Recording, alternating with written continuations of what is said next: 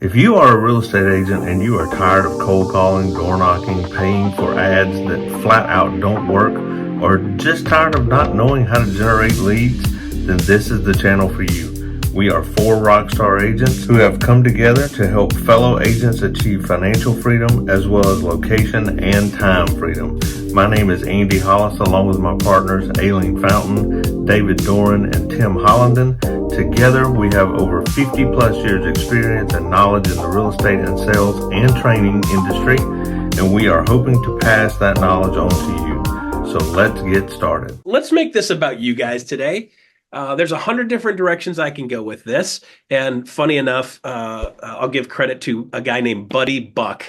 Actual name, guys. How would you like to have that as an actual name? Buddy Buck. He's out of Seattle, Washington, Duval, actually. And he's somebody that I worked with a couple of times. I was on his podcast and I coached him through a couple of things. And he was grabbing some of these things that I was teaching him and going full throttle with them. And if you watch what he's doing now, his business has absolutely exploded. And majority of what he's doing is just talking about his hometown of Duval. So now he's got Duval TV. That's his YouTube channel. And it's just all things Duval. But funny thing was, we were talking through a conversation and I said, and this is my favorite recipe. And he goes, recipe. And that's the kind of nonsense that comes out of my face all the time. It's like, if there's a weird way to say something, I'm probably going to say it like that just because it's funny to me. So what I want to talk about with you guys today is what you guys want to talk about. So let's build a short list, okay? And then we'll start plowing through some of these things. Sound good? So let's lock it off from the top. What do you guys need more now than anything?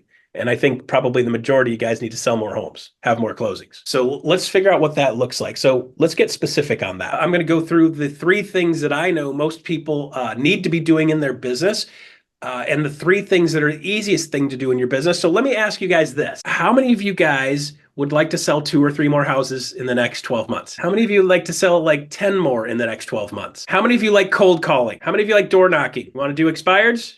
Work with drawings? If I could show you 2 or 3 things that you could do while doing things that are fun that you enjoy, would you like to learn how to build a business doing that? If I could give you a magic wand and you make $1 million a year and don't have to do anything, how many of you guys want that? So let's get into let's get into this mindset thing real quick, okay? Number 1, nobody got into the real estate business. Nobody I know got into the real estate business and said, I can't wait to be a telemarketer, okay? No, I would say 99% of people come into the business, and when they start being told to bang the phones, they're like, what the heck? That's not what I signed up for. So we've got a lot of teaching and training out there that is chasing people and badgering people and following people around and calling people. And how many of you guys like to be cold called? Okay, so here's the rub, guys. This is just the way humans work. Let's talk about the way humans work, and let's build a business that actually works the way humans work. Does that sound fair? Okay, so if you don't like being cold called, are you going to do that to other people and enjoy it? Absolutely not. So I don't know if you guys have ever read this book. It's typically black. It's about yay bigger round. It's got some gold leaf in the Bible. You guys might have heard of it. There's a little thing in there, do unto others as you'd have done unto you. And this isn't going to be a religious program. I'm not going to take an offering at the end, although if you'd like to send me money, I'll give you my Venmo. But guys, like, if you're doing things to people that you don't want done to you, it's disingenuous. It's out of integrity with you, right? I don't like it when people knock on my door unless it's UPS, Amazon, or FedEx, right? The USPS guy once in a while, they knock on it. I'm fine with that too. If somebody wanted to knock on my door and hand me a $100 bill, I'd probably think that was cool. But that's not like the norm, right? So the problem in the real estate business is we're being taught to do things that we don't like done to us. And then there's a lot of shame that goes around doing that. And listen, guys, I'm not saying don't make calls, but what I am saying is make calls in the proper context and you'll feel a lot better about it. So if I send you something, Kathy, and then I follow up a phone call the next day and say, hey, Kathy, did you get the thing I sent you? Is that an acceptable phone call to you? Yeah, right. So that's cool, right? So a lot of the things that we're being taught to do, we need to do. You've got to communicate. You've got to have a method or multiple methods of communicating with people. You've got to have a way of staying top of mind. You've got to have a way of staying in front of them, because here's the rub, guys. Do you know how often the average American moves? The average American typically moves about every 6.1 years. Okay, that's normal. Okay? If you go back historically, fairly normal. Do you know what it is today? It's 10. If the average American's moving every 6.1 years typically, and now it's moving every 10 years, that's 4 more years, guys, which means you need to stay in contact with people for substantially longer time between moves. So we've got to start having things that are done automatically. We've got to start having things that are keeping people up to speed. We got to start doing things that are getting us in the flow and keeping us in flow, because we never know in that 10 years when they're going to go. So here's the thing, guys, we don't know, because what happens is life changes. So what we've got to do is start saying, okay, if this is the reality we're in now, and by the way, guys, this is probably the reality we're going to be in for the next 2 or 3 years, we've got to start building a plan and having a plan to know that we've got to stay in contact and stay in communication for a longer period of time. So if you have to do this all in manual mode, it becomes a real pain in the butt. Also, when you're going through this, there's a lot of people that have no idea what's really going on in the real estate industry. So let's go through a couple of recipes that, number one, makes you look and sound like an expert, not look and sound like a panhandler. Second one is, let's do some things that actually help us stay in communication with people over time. So if the average American's moving once every 10 years, they need you once every how many years? Once every 10 years, because they only get buy and sell one time, right? So you might get both sides of the transaction, but it's basically one deal. Okay, so how would you like to see a plan that helps you get 40 times more communication, 40 times more that they need you over the next 10 years? Would you like to see a recipe for that? Where they need you 40 more times. Does that sound like a recipe that makes people come to you? Okay, so this is what we're going to talk about. We're going to talk about doing things that make people come to us. Is that fair? Okay, the most important number one thing that you guys need to be doing, and if you saw me last year, you're going to be like, right, that's what you talked about last year. And I'd say, guess what? That's what I talked about last year and the year before and the year before and the year before and the year before and the year before and the year before and the year before and the year before, going all the way back to 2007, when I realized, gosh, every time I talk to somebody, Sean, and I say something to them like, hey, man, Sean, what do you do? And he's like, I'm a garbage man. I love it. It's $17 an hour, all you can eat. And I'm like, wow, that's cool, right? And then he goes, well, Russ, what do you do? And I say some version of, I'm a realtor. And then the next thing out of their mouth almost always is some variation of what question? How's the market? Almost every single freaking time. Does that happen to you guys too? That's the top of the mind question that they're asking. So think of it like this. Somebody walks into a store, there's a greeter at the front of the store, and the greeter says, hey, can I help you find it? Well, welcome to our blah, blah, blah. Can I help you find something? And you respond back, nah, just looking. It's this knee-jerk conversation, right? And what I'm not saying to them is I don't want to be bothered. I don't want to be badgered. I don't want somebody following me around. I don't know what I'm going to do.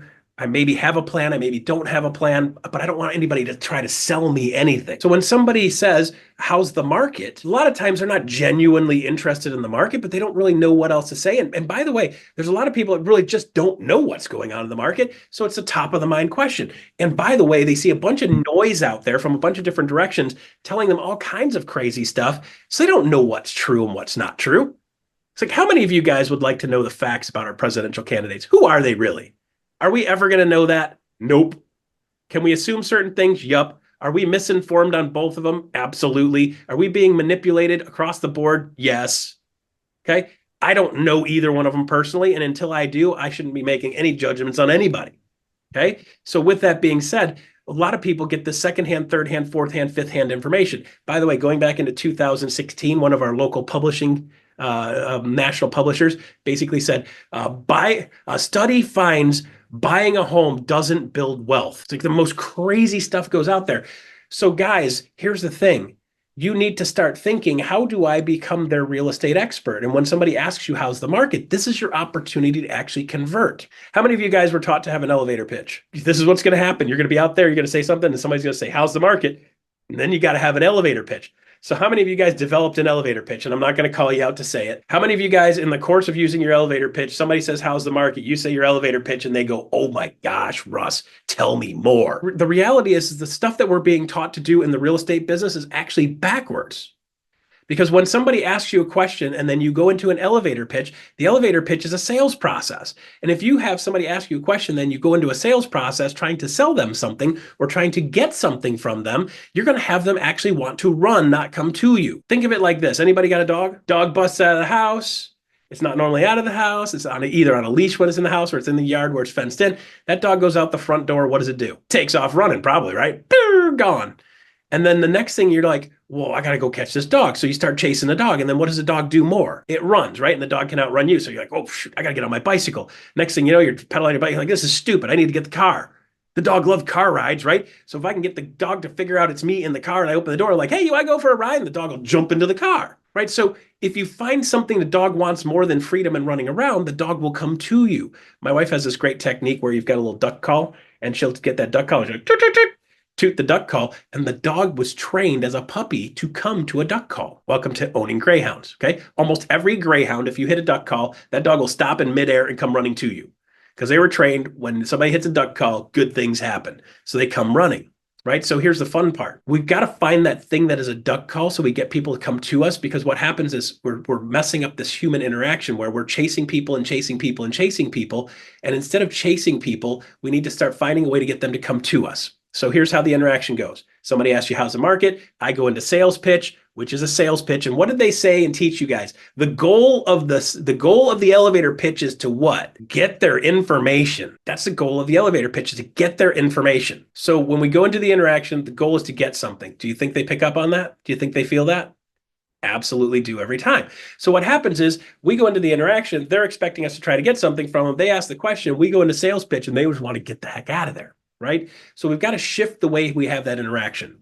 And here's why that's important. That's important because then if I can shift that interaction where it becomes a beneficial interaction where they want to communicate with me, now I can go out into the world with intent, put myself in a position doing things I enjoy so that I can ask somebody, what do they do for a living? They tell me what they're doing for a living. Then they ask me what I do for a living. I tell them what I do for a living. And then I have the ability to actually convert. When somebody asks you, how's the market? Your response is going to be super simple. Say, hey, you know what, Steve? By the way, I do a market update every month that tells people what's going on in the market. I just did it last week. You want me to send it to you? They ask me for something. I offer to give that to them. They're going to say what? Almost every time. Cool. Where would you like me to send it? Now they voluntarily give you their information. Do you see how we have a power shift from doing a sales process and trying to cow somebody into getting us their information? And they feel like you're trying to get something off of them, or you have to come up with some creative, crafty, salesy way of manipulating them to get them to want to give you their information. Guys, it's super simple. It works just exactly like this. Let me make it really simple. I've got a hamburger stand. At the top of my hamburger stand is a big sign, right? And it says what? Hamburgers, right? And a guy walks up to my hamburger stand and he's standing there at the counter, and I look over at him. I'm like, can I help you, sir? And he says, I'd like a hamburger. And I go, okay, would you like this? It's a hamburger. And he says, what? Yeah, I'll take it. Every single time, right? And if you get somebody, and ladies, by the way, I'm going to give you a hard time on this. Ladies, when somebody comes up to your hamburger stand, asks for a hamburger, you offer to give them a hamburger, and they're like, no, I don't want a hamburger. That dude's broken. You can't fix him. Let him go. But maybe I could save him. I'm like, no. He just threw up a giant red flag. There's something wrong with me. Believe him. It's like spent a lot of my career coaching women to like, no, let them go. Like, let them go. Stop. Okay. And by the way, a lot of us boys do this too, just so you know, particularly when we're desperate, we do it. But like ladies they want to believe the best in people. And sometimes it gets us in trouble. Okay. I'm the same way. I want to believe the best in people. But when someone shows you who they are, believe them. Okay, so when somebody asks you how's the market, you offer to give them your market update, and they're like, "No, I'm not interested." Cool. Hey, hope you have a great day. Move on. It's going to happen very, very rarely, because when somebody comes up to your hamburger stand and asks for a hamburger, you offer them a hamburger, they're going to say yes almost every single time. It's the exact same thing in this interaction. So now that we know, here's how human nature works. When somebody asks you something, you offer to give it to them, they're more likely to say, "Yeah, I'll take it." Now I can be intentional with this. How many of you like to golf? How many of you like to ride bikes? Anybody like to walk, run, swim, play pool, throw darts, drink beer, watch football games, breathe? It doesn't matter what you like to do. What I want you to start thinking is go out and do that more, and do that with intent, and do that with people you don't know. So I have this golfing guy down in Tampa. His name's Ian Walters. Ian worked for me for a while, and he and his wife were fighting each other because she didn't like the fact that he was playing golf so much. And it wasn't the fact that he was playing golf so much. It was the fact that he had like 7 sales in a year and he was playing golf a lot. So it wasn't really the golf that was the problem. It's the fact that he wasn't generating income, and she thought he was just screwing around playing golf, right? So it turns out, a year goes by, 2 years goes by, and this constant battle. So I finally, Ian's running about, 16, 17 sales. His goal is to be at 40. right? So I sit down, we do some business planning, and I said, okay, so what do you love to do? You love to golf. Yeah, good. So your wife, and he's like, yeah, but my wife's, we're fighting about this. So like, I like, that's not a good plan. I'm like, have you actually run the numbers and seen how many of the sales you did in the last year were from people you golfed with? And he's like, well, no.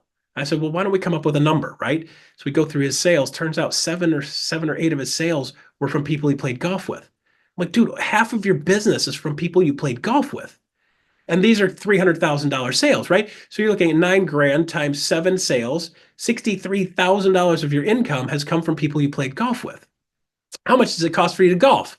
He's like, well, total for the year is probably like 4 grand, 5 grand for him, right? Okay, so it costs you $4 or $5,000 to make 63. That's a 10x return. So if you want to double your business, what do you think you should do more of? He's like, I should probably golf more. Uh-huh. Where else are you getting your business from? He's like, pretty much people I golf with. Turns out that number of percentage was actually quite a bit higher than that. So I said, how about this? Let's sit down with your wife, explain this to her, walk her through, show her what the math is, and then look at her square in the eye and say, what do you think I should do more of? I want to grow the business. What should I do more of? And she looks him square in the eye and says, you need to golf more. True story. Okay. Guys, so the thing is, it was the fact that nobody really understood where's your business coming from. So if you could build a business, she's thinking he's out golfing, having a good time, where he is. But he also meets people because he liked to play golf on Tuesdays and Thursdays and all kinds of oddball times. He'd just sneak out and sneak in a round of golf. And he was always playing with strangers. So now he's going out there and saying, they blah, blah, blah, you're doing whatever. What are you doing on a Tuesday? Out golfing. Like, what are you doing on a Tuesday out golfing?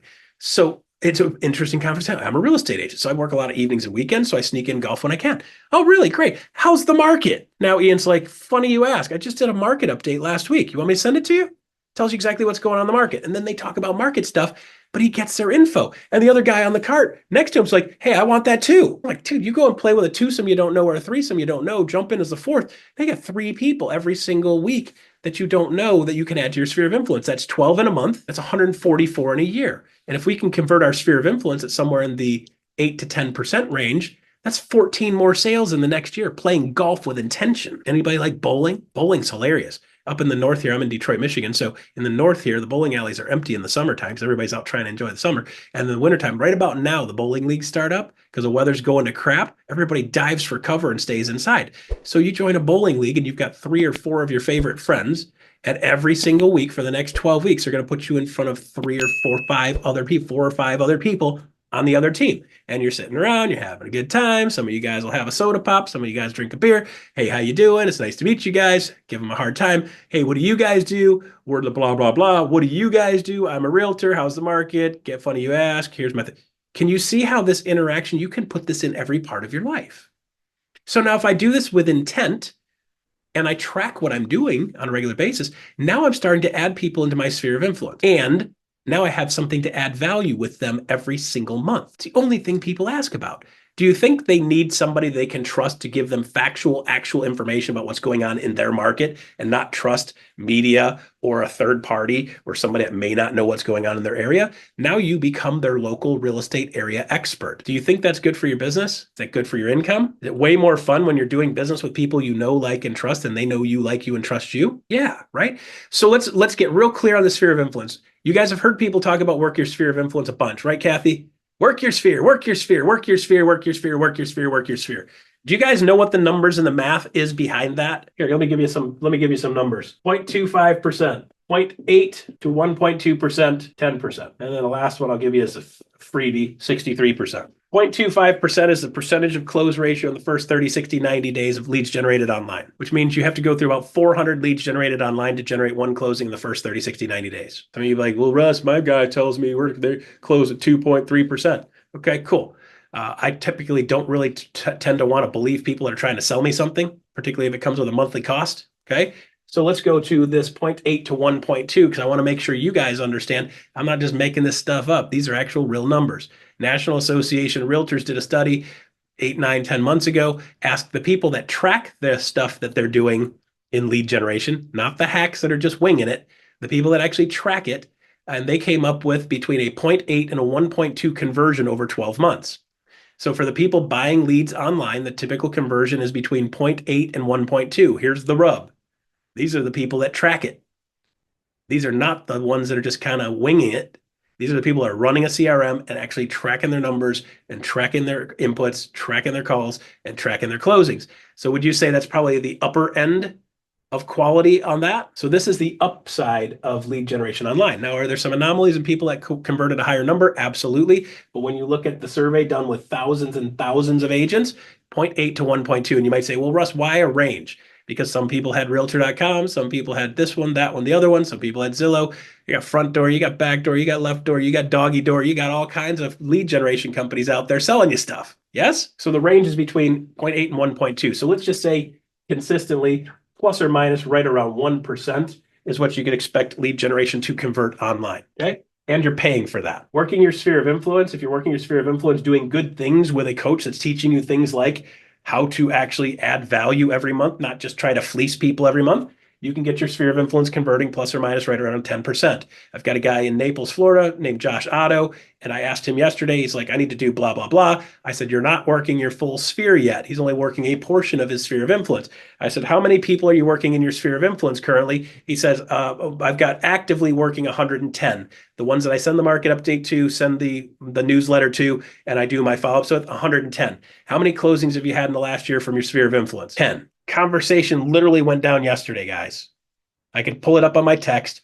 He's running right about a 10%. All he's doing is doing these 3 recipes. Number 1 is doing a real estate market update. He gets on there and does a video. Here's what's going on in the market. Make sure he posts that online, and then he emails it to everybody in his sphere of influence. Once a quarter, he'll actually type something up saying, hey guys, here's what's going on in the market, and he mails it to his people in his sphere of influence. Once a quarter, every 3 months, put something in writing, send it to them in the mail. And here's the reason why. They miss it in social media. They miss it on the YouTube channel. They'll delete the email.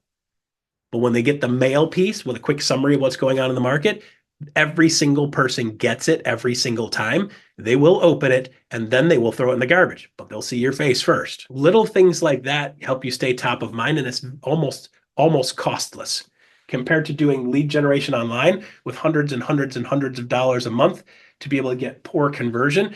That same dollars across the board, you can have 10% conversion. Let's say, guys, let's just say you suck at it. You've totally screwed it up and you only convert at 5%. I call this half donkey.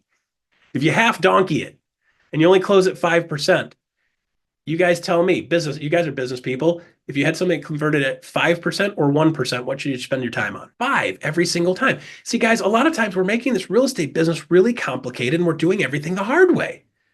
Like, stop doing it the hard way. Let's do the simple stuff and do the simple stuff well, do the simple stuff consistently. And what you'll find over the next 10, 12 months is your conversion rate will go through the roof. And even if it only gets to 5%, it still beats the snot out of anything else you got going on. Okay, so let's do some math.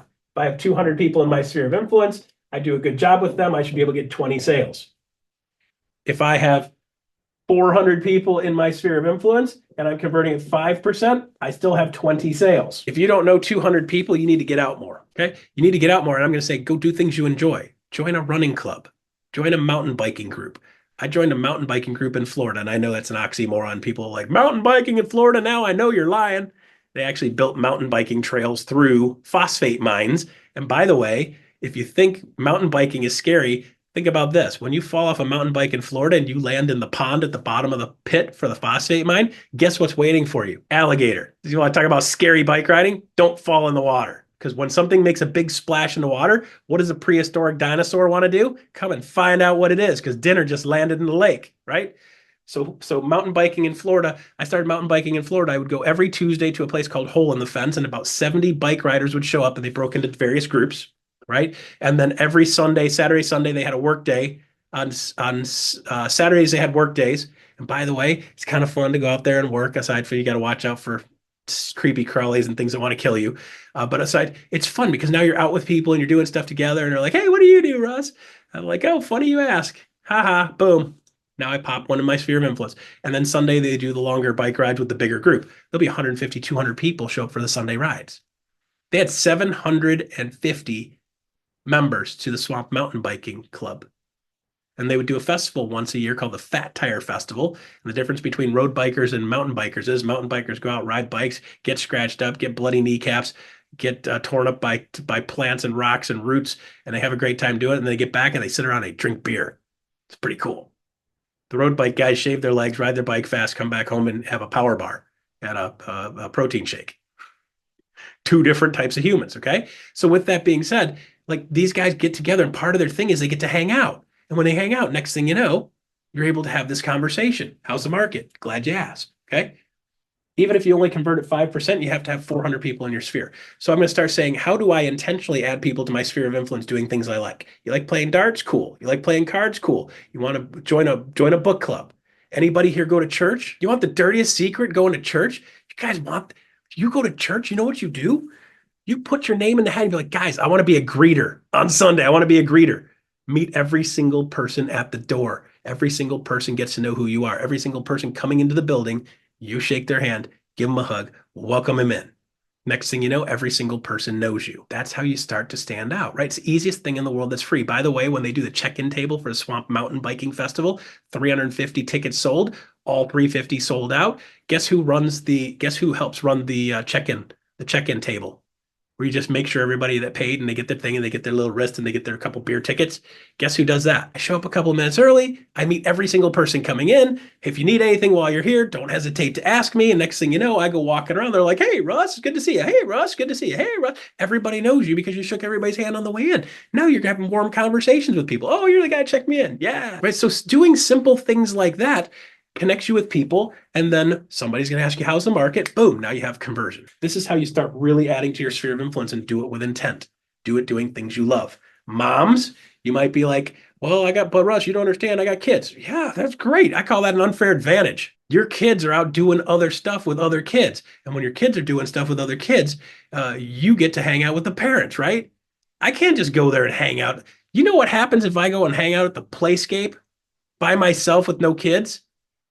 They call the police, right? You're allowed to hang out there because you got a little munchkin running around. You've got kids that are on teams. All of those kids that are on teams have parents, right? In the process of sitting around with the parents, instead of sitting on your phone, staring at the phone the whole time, it's like, hey, man, what do you do? Okay, blah, blah, blah. What do you do, Russ? Funny you ask. Do you see how we can put ourselves intentionally in a position where we can start to add to our sphere of influence and then add credibility by delivering value? Okay. So recipe number one is to do a real estate market update every single month. If you guys are not doing a real estate market update every single month, you guys are missing out on the number one best conversion. In order for them to see you as their expert, you need to start to talk like their expert. Make sure they know what's going on. Would you guys like to see a video on how to do a good market update and the details and the rest of the details on behind that? Can I teach you guys something about sales? How many of you guys have formal sales training? Couple here and there, right? You know, the majority of people that come into real estate don't have any sales training at all. Do you know the top two professions that come to real estate? Teachers, homemakers, the top two that come into real estate. Neither one of them has sales training. Now, it's to be argued that anytime you're dealing with children, it is a sales job, but they don't have formalized sales training. So let me simplify this down to you guys. This is like eating crayons version of sales. Sales 101. Ready? If you have something people want, they'll want it. You can write that down. Recipe one. If you have something people want, they'll want it. So this works with the market update. It's the only thing people ask me for. So it's the only thing people ask me for, and I have it. Then they ask me for it, and I offer to give it to them. They're going to say yes every time. Okay. By the way, would you like to see that in action? I can show you exactly how that works in real life. Would you like me to show you how that works in real life? You remember when I just asked you, hey guys, I got a video on how to do a good market update. Would you like it? And you guys said, yes, just showed you how to do sales, right? You guys are in sales and you still fall for it because it makes sense. I have something you want and you want it. I offer to give it to you and you say yes. Okay, so when we're looking at this real estate thing, I want to be the person that people are saying yes to. I want to be the person when they're saying, hey, the market is changing, or the market is the same, or hey, by the way, guys, based on where we're at now, looking at 3.95 million homes closed this year, that's what we're tracking for currently. Last year was 4.09. I think next year is probably going to be much more of the same unless something catastrophic happens. We're going to have more of the same. So are we going to have people still moving every 10 years? Probably the same. Interest rates probably going to stay the same. They went down for a little while and boom, they shot right back up, right? Is there going to be some weirdness coming over the next couple of weeks? You're darn right there is. Are people going to be feeling more confident over the next 6 to 12 months? No, probably not. So what that means is most of the stuff, when people are not confident, they just stick. They stay. They freeze. They're like, don't do anything. I'm not feeling confident. I'm going to do nothing. Better to do nothing than to do something wrong. Okay, that's just the way humans work. Okay, so do we need to be the ones telling them what's going on in the market, what's most likely to happen? Because some people are like, well, but if this happens, then I'll move. Maybe, maybe not. What if that doesn't happen for another 2 or 3 years? Well, wait a minute. You mean the interest rates could stay here for the next 2 or 3 years? Probably, potentially. What if they do? So you've got the ability to get people off the fence because people don't understand what they should or shouldn't be doing. They're waiting for something to happen that's probably most likely not going to happen. Have you guys have any buyers who are like, well, I'll buy, but I'm waiting for house prices to drop? Nationally, we're at a 4 month supply of homes, which means it's still a seller's market, which means house prices are going to stay stable or continue to climb. Are there some individual pockets that are going down a little bit? Sure. The ones that really overinflated are contracting a little bit, but as soon as they contract a little bit and get realistic, they're going to start climbing back up again too, because we still have a supply issue. There's a bunch of different sources out there right now that'll tell you we have somewhere between 3.5 and 5.5 million home shortage going on right now. Last year, they built 1.4 million homes or so with 2.1 new million households created. So you got 2.1 new people needing houses, and you got 1.4 houses built, zero point 0.6, 0.7, almost 750,000 less homes just in 1 year. Does that mean supply is going to go up or down? Supply is going to stay low. Are there a lot of buyers that would like to buy a house? Sure. Are there a lot of sellers that would like to sell, but they're not ready to sell because they don't want to sell and go from a 3% interest rate to a 7% interest rate? This is why the baby boomers aren't downsizing and selling their houses like everybody anticipated. A big part of the supply issue is baby boomers right now should be selling their houses. They don't need that big house anymore. The kids are out and they're out doing their thing. They don't need the big house anymore. But if I sell the big house at a 3% interest rate and buy a house half the size at a 7% interest rate, the net dollar cost to them is the same per month. So if it's going to cost me the same amount of dollars, I might as well just stay in the bigger house until I can't. So that's part of the supply issue also. So we have a scenario where some people are saying, well, I would sell if I could. Well, if I could show you 2 or 3 things that help you make sense on whether you can sell or not, would you like to see that too? So we've got to start learning some verbiage to work people through what's the actual real interest rate. Have you guys heard of a blended rate for interest? Do you know what that is? See, when we're talking real estate, we talk interest rates for mortgages, but we don't talk a blended interest rate. So what you do is find a mortgage person, call your 2 or 3 closest mortgage people and say to them, do you understand what a blended interest rate is? And if they say yes, that's the person you want to talk to. Because a good mortgage person right now is going to say, we've got a couple things in play here. You've got your house interest rate, and then you've got a car, right? Yep. So you got a car, looks like a bus. This is a new Tesla model, by the way, the Tesla Volkswagen bus style. Okay. And then what do you have? You have the school loans, right? And then you have what? You've got credit cards. Okay. So when you start saying, okay, if you've got your house is at X, your cars are at X, your school that you're still paying off or paying the kids' college or paying the student loans back, and you have credit card debt, which is going to, again, all-time highs. When you factor all these up, add them up, and divide them out, when people are saying, well, I have a 3% interest rate, Russ, I'm like, no, you don't, because you're 21 on your credit cards and you got $40,000 in credit card debt. So your effective interest rate isn't 3, it's actually probably more like 5. So the difference isn't nearly as great. So if I could show you how to take your house now, sell the house, take some of the equity, pay off all of these debts, and you go to a 6% interest rate, your house payment stays the same, your net dollars out of pocket stays the same. Would you move if it cost you no more dollars per month? And by the way, those other debts are gone. Now you've got a seller going, well, I didn't think of that. Do you see how we've got to process and start looking at things like a real estate professional and an expert? And an expert's going to say, it's not just the house interest rate that matters, it's all of them added up. And for a lot of people, when you add all these up and take the equity of the house, pay that off, and then get a new house at a higher interest rate, they actually save money. Got a couple of mortgage guys I work with, and he's like, probably 50% of the time, they actually can have less dollars out of their pocket every month by doing this. You might say, well, Russ, people don't want to do that. Okay, so what state are you guys in? Florida, 80.9%. Here's what that number means. That is the appreciation in your state for the last 5 years. Almost all of them over 50%, which means if somebody bought a house for $200,000, that house is now worth $300,000. So when we're starting to talk about this stuff, guys, they have equity. 37% or so of the U.S. has their houses. The 37% has the 50% or more equity in their house.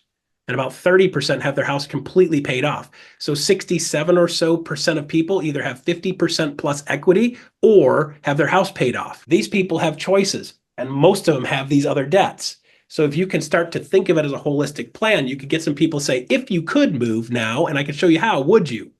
Let me get you with my mortgage guy. Let's talk about your blended rate and show you what your real situation is. And the good news is, guys, most of these people have equity, so they have the ability to pay this off, which gives them a ton of freaking choices. So now you've got a sales process. If you feel like you've been stuck in your house for a while and you've wanted to move, but you couldn't because you don't want to go with a way higher interest rate, we need to talk. Reach out to me. I can show you a potential solution.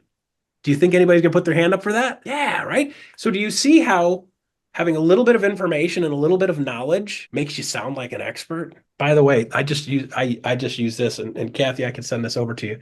This is what I did. I just went right off this chart. Okay. I have this on my phone at my fingertips. So I'm talking to somebody, I'm like, oh, you're in wherever. I was in South Dakota the other day, and I was like, you guys are 60.6% appreciation over the last 5 years, which means if you bought a house for 200 grand, it's worth 320. And they're like, what? Colorado, 584% since 1991. They say having a home and owning a home doesn't build wealth. They're full of crap. Don't listen to any of them. The crappy states are down in the 200s, mid 200s. Okay. So owning a home is the number one most important thing most people could do for their personal wealth. Okay. So having a market update and knowing what's going on in the market, having the basic info is good. Do I sound like an expert yet? It's just like, we just got to start doing things that make sense. And some of you guys are like, well, Russ, how the hell do you learn this stuff? I learned it by smashing my head on everything. Guys, I didn't learn anything the easy way. I've learned almost everything the hard way. Like, I had a couple of years where I had no hair because I pulled it all out. I think Kathy saw those days, right? Okay, so market update. All right, so let me really mess you guys up. You ready for this? If you haven't heard this recipe yet, this is a good one. Okay, so what are people living in? Houses. What do we sell? Houses. What happens to houses all the time? They break, right? So the second recipe is building out a preferred contractor list. And the reason you want to build out a preferred contractor list is, here's the thing. Any of you guys own a home? How often does something break on your home? All the time, right? My house is 1953. We love it. We've got those beautiful plaster cove ceilings, not a single flaw and crack in any of the ceilings. It's super great. Got some wood trim that's neat and some arched doorways and stuff that has flavor and character, right? Not bland like me. Okay, so we've got this house, and it's just every freaking week we got something. Seems like every single time we turn around, there's something else that needs to be done in the house. I used to do almost everything on the house myself, and now because of my travel schedule and the fact that I have more money than I have time, I used to have more time than money. Now I have more money than time, so I just pay somebody else to do it. Like, I haven't mowed my lawn in years and years and years. Neighbor give me a hard time, like, man, you must be fancy, you're getting lawn. Like, dude, why would I spend time on that when I could take a nap? A nap is way more important than 2 hours messing with the stupid lawn. So I've got like 4/10 of an acre here.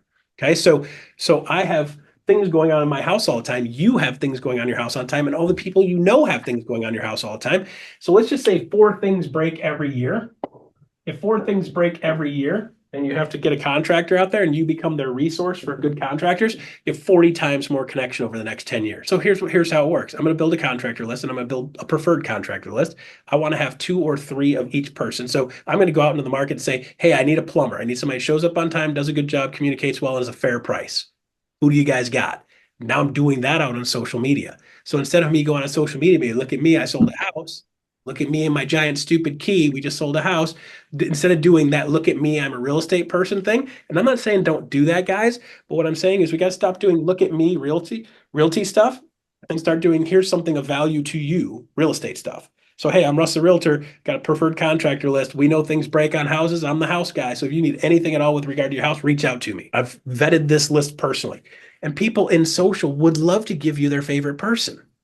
You got to get really clear. So I'm going to be in like, hey, I need a plumber, does a good job, shows up on time, communicates well, is a fair price, and they need to be South Nashville. Okay. I'm going to get really specific, because otherwise they're like, I need a plumber. And you're like, I got one. I'm like, you're in Colorado. I need one in Tennessee. I need one in Franklin. Right. So we've got to get really specific. So now you become hyper local expert on all things contractor. And then here's the thing, guys. The third recipe is doing social media right. Part of this is building this contractor list will do it right. And the third recipe being social media done right. And if I do social media, I'm going to do it like this. Hey, I'm Russ the real estate dude. We just had Chris the plumber come over to our house. He did a good job, replaced our water heater, charged us a fair price, communicated well, didn't scare the crap out of my dog or my wife, and he kept his pants pulled up. It's a win. Use Chris. He's awesome. You see how I can promote somebody else's business, and now I'm Russ the realtor promoting other people versus Russ the realtor self-promoting, which makes people sick, by the way. They hate to watch it. Our industry is renowned for being, look at me, panhandling. Okay. And I love the one. I got this guy local here, and I'm not going to name Neil's full name, but Neil every single week will post like, "Hey, just in case you forgot, I'm a real estate agent, and I love your referrals." He does it every single freaking week, and nobody even likes the stupid post anymore. So it's if he did a post and says, "Hey guys, if you need a plumber, this is a great guy." He showed up, did a good job, gave us a repair. Now Neil starts to look like a good dude, right? And by the way, this contractor list, I've got a list of 93 different trades and parts and pieces, and you can literally just go and start running down that list and asking for people. And here's how you convert with that. Somebody says, "Hey Russ, I do have a guy. I got a guy named Steve. He does a great job." And I'm like, "Cool, thanks." And in private messenger, I say, "Hey man, thanks for that referral for that plumber. I really appreciate it. And by the way, I do a market update every month that tells people what's going on in the market. I'll throw you on my list so you can stay up to speed on what's going on in the market. If you need anything else, let me know." And they go, "Thanks." So they give me something, and then I offer to give them something in return. And by the way, if you ever need a contractor, don't hesitate to reach out to me. I'm building a whole list out. If you got somebody else you like, let me know them too, and I'll add them to my list. And then I reach out to the contractor and I say, "Hey, contractor, Kathy said you're pretty good at what you do. I need to make sure you communicate well, show up on time, do a fair price, and you're nice to work with. If you fit that category, I'd like to put you on my preferred contractor list." And they're like, "Yeah, heck yeah, sure, cool, good. So if anybody that I send over to you does a deal with you, let me know, and I'll do a social media post to promote your business." And the contractor's like, "Seriously?" Yeah. Oh, again, by the way, I do a market update every month. I'll send that to you so you know what's going on in the market, because you're going to bump into people wanting to sell their house. Like, "Hey, I'm going to get the plumbing fixed because I don't want to have Kathy come over here and see this thing's been leaking for 6 years. And we finally got that thing fixed so we can put the house on the market." So, guys, some of these contractors know when somebody's selling a house way before we do. We call that upstream modeling. They know before we do. Now we can connect with them, and maybe we can get that referral on social media, promote their business. Third recipe on social media is, instead of doing "look at me, I'm a realtor" stuff, I want you to start talking and telling people about what's going on in your market, and telling people what's going on in your town, and telling people about the new restaurant that popped in and the mom and pop place. So anybody like brisket? I like brisket, right? It's like, "Hey, by the way, here's 5 places you can find for the best brisket in Detroit." And Detroit's not known for brisket, by the way. So you can do things like that. Here's 5 best golf courses in Detroit. Here's the 5 cheapest good golf courses, best value in Detroit. Here's 7 places if you didn't know existed. You got to check these out. I'm Russ the realtor doing videos. So now people start to see me as the local expert. Here's an event going on in town. By the way, in the fall, right now, downtown Plymouth, they're doing the Scarecrow Festival. They have local businesses. They come out, everybody does their little scarecrow thing. They dress them up, and then everybody votes on it, and whoever wins gets some kind of thing for business. The businesses do it, and they're literally all the way around the square. It's creepy as hell at night. Okay, so that's part of the fall thing, and then they have the fall festival that they do every year. So these are the types of things. It's like, "Hey, I'm Russell Hagen. I'm checking it out. We're downtown Plymouth right now. If you guys didn't see the Scarecrow Festival, check this out." And they think, "Hey, I'm Russell Realtor. If you need anything in the market, don't hesitate to reach out. I'm out." Okay. That's how I'm doing social media now versus "look at me, I'm a realtor."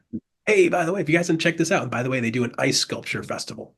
And by the way, they do a Santa Claus thing. And by the way, they do, so all kinds of little things going on in the town, and you can just be the person that's making sure people know what's coming. Okay.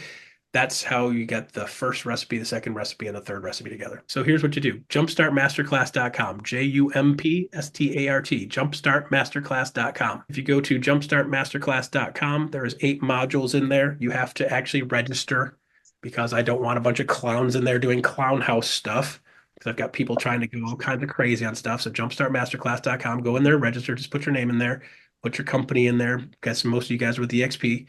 So put EXP in there, and then that automatically gets you entry. When people don't fill that out and don't tell me where they're from, and I don't know that they're a realtor, I don't let them in, because I don't want a bunch of people in there panhandling you guys. That is not a managed site. You will see some basic interactions when you go in there. At the top, there's a little thing called Classroom. And this is actually, by the way, you'll see this title, Unlimited Closings. We also own unlimitedclosings.com, and we have actually sold a version of this with some more build outs, but sold a version of this for a couple $1,000s a pop to a bunch of different people.